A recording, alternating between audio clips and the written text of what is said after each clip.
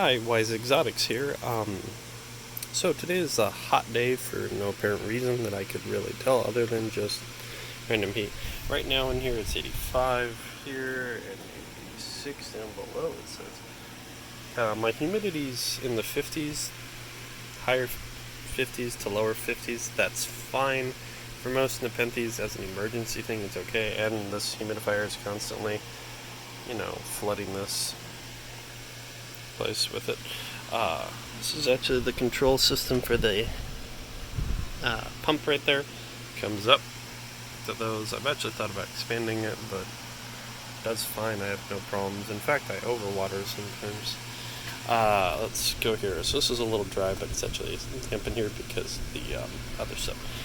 So this is the Hamada that was having problems. There is no blackening on the inside. So one of the things I've noticed when I have root rot on a plant, you want to keep checking the stem in case it evolves from root rot to stem rot, and then the plant will die. So I had to repot this. This is even amounts of perlite with a rocky granule system. I've shown it before, but that stuff.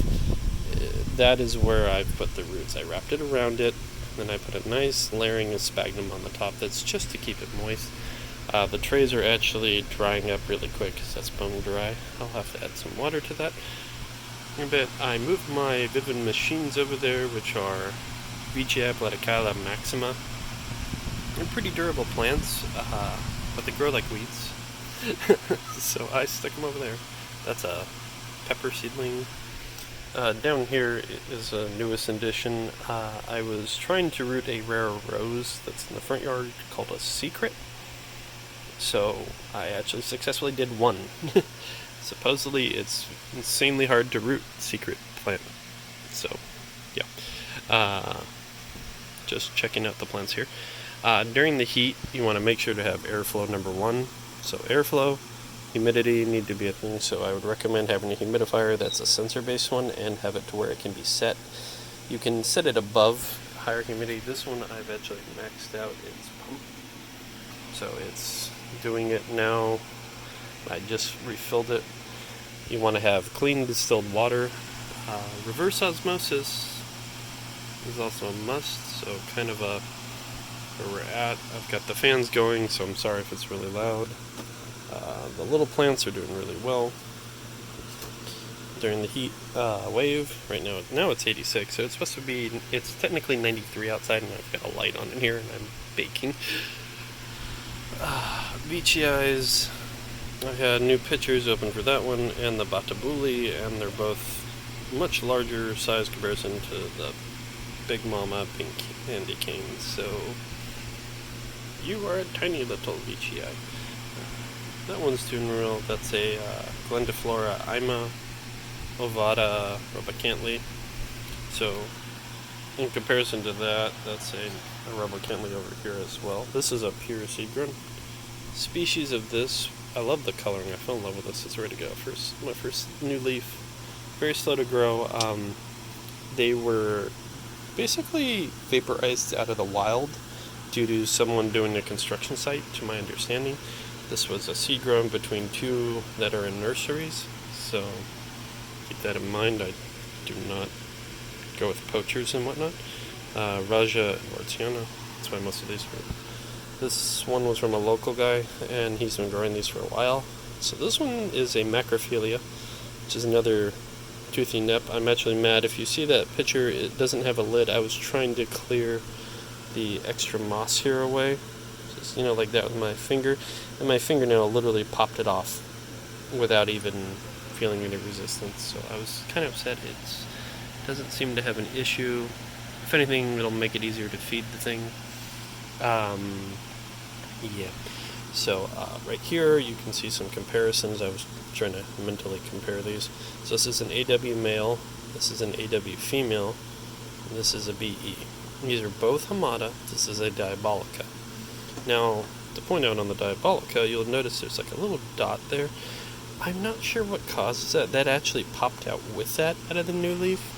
It's the same kind of thing that happened over here on my Raja Einma. It had a little dot that opened and it had it, and there were no problems. Speckling is actually a well-known occurrence of the AW Diabolica. I don't know why. Diabolica and Hamadas both do this trait where they will pop out a leaf, as you can see here, a new leaf. They will not open until there's at least a substantial growth tip. So this one has its first new leaf with me. This is my first picture here. Both of these had new pictures. They're doing fine. Naga this is a seed-grown pure Naga. Very bright coloring for Naga. Usually they're darker. This one has a new leaf and growth tip, so it's doing really well. Necrophilia is doing well. So within here, that's a seed grown, that's a seed grown, that's a seed grown. Everything else are clones. If you can handle Diabolica, you can handle Hamada. If you can handle a Hamada, you can not always handle a Diabolica. The reason being, these grow in a much different climate to this. These are actually cousin species, to my understanding. Hamadas can handle highland to intermediate. Diabolica are ultra highland, so they need a lot more humidity, and it takes a lot longer to break them of that. Macrophilia are the same way, same thing with Edwards. Edwardsiana, actually, I thought were a highland, but are actually closer to an intermediate. So keep that in mind. I'm going to put this lid back on, so if it gets above 87, I'm pretty much going to grab these and bring them inside the house, just to give them a cool off time. I don't want too much heat, but it's supposed to be 93 today, and it is outside. In here, because of the fans and the humidifier that has a cooling function, we're sticking to 86 right now, so good on us. No fatalities or any issues with plants. I've got my Maxima Spectabilis here. It looks like I'm going to lose this picture. It's an older picture. I've had it for a while. And our Ventrada's doing fine. Ventrada are pretty good. Let's see. Now this is a pride and joy here. This is a Raja Cross Peltata. It is not Leviathan, which is done by Jeremiah Harris and his friend from Japan. This is the BE variant. This is specifically BE4510. This was done with their prized red Peltata, which I think might be that one, with a specific Raja out of a nursery in Malaysia. And it makes this beautiful dark cherry. I mean, for me, in sunlight, this is almost black red cherry, but in the phone light, the Sansi light above, it's almost like a dark cherry with nice striping. Its sibling picture, which is an older picture, here has kind of green striping, which is neat. Sorry, I was trying to adjust some metal reflectors I have here. I installed these in different areas to just try to catch light and reflect it back. This one was up and then it kind of fell, as I had a cat problem at one point. Still do. I've opened up this outer rig. You can see the birds in there. If you listen to my videos, you'll hear a bird. That's one of them. There are two African greys in there, and they just make little commentary while I'm in here. So they can see me and they want to know what I'm doing. Smart little birds. Let's see. So, yeah, just out here on a hot day trying to keep the plants from barbecuing. This is a newer picture.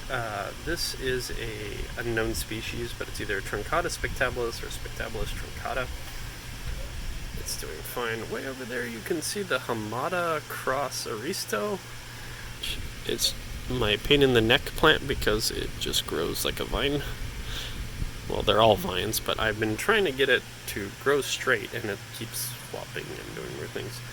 My Belly Eyes newest new basil's doing really well.